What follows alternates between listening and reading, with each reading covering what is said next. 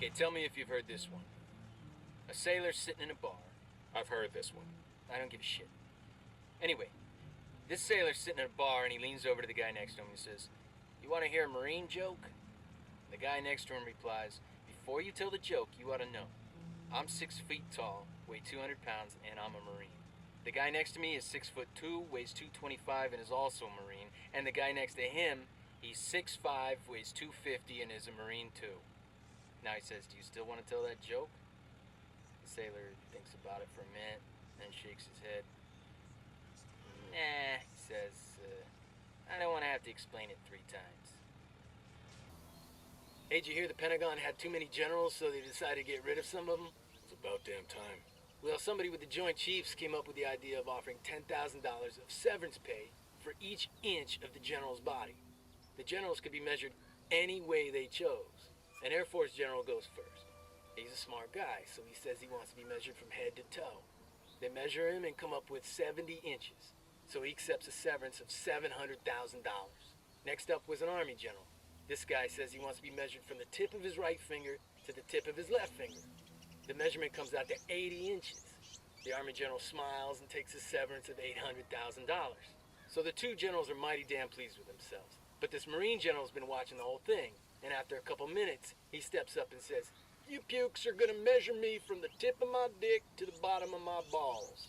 Man, Marine generals are kinky. The men doing the measuring are confused. "Sir, are you sure you understand how this works?" "Just do it, maggot," the Marine general barks, and then he drops his trousers. Well, the 2 men get out the measuring tape, they steel their courage, and they get to work. So they start at the tip of his dick, but as they work their way down, they see the general's got no balls. Plot twist. One of the men says, "Sir, where are your balls?" "Left them back in Vietnam." So there's this Army Ranger on leave out in my neck of the woods, and he decided he wanted to get himself a pair of alligator boots. But you know, we're talking a Ranger here. He wasn't going to go to no shoe store. No, he gets himself a knife and heads out to the bayou to get him a gator and make some boots for himself. So he gets off the highway and heads back into the country and finds a little old bait shop near the edge of the swamp. He asks the man where he can find himself a gator, and the man gives him directions into the bayou. This doesn't end with banjo music, does it? Just let me tell the story, okay? Anyway, the guy at the bait shop says, "Look here, while you're out there, keep an eye out for these 2 Marines I sent in a couple days ago. They were after gator boots too, and they should have been back by now." Ranger says he'll keep an eye out for him, and heads into the bayou. He follows the man's directions and heads way out into the swamp. When he gets to where he's going, sure enough, he sees these 2 Marines standing up to their waists in the water. Over on the shore nearby, there's like 20 dead gators in the mud.